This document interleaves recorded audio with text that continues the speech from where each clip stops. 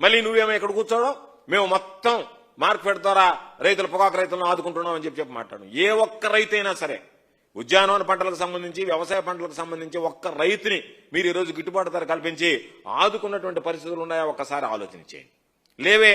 ఎందుకంటే చంద్రబాబు నాయుడుకి ఏ రోజు రైతుల మీద శ్రద్ధ లేదు, వ్యవసాయం మీద ఆసక్తి లేదు. ఎంతసేపటికి ఇతరత్రా ఏదైనా సరే తనకి లాభం చేకూర్చుకునేటువంటి తప్ప రైతులు లాభపడేటువంటి పరిస్థితుల గురించి ఆలోచన చేయలేనటువంటి విధిలో ఉన్నాడు.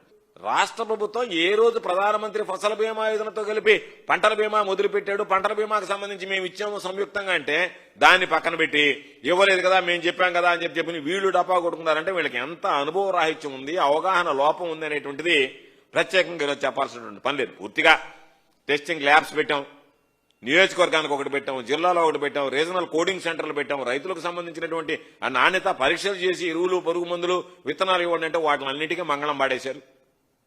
ఆర్బీకేలు సరే అస్తవ్యస్తంగా తయారైపోయినాయి.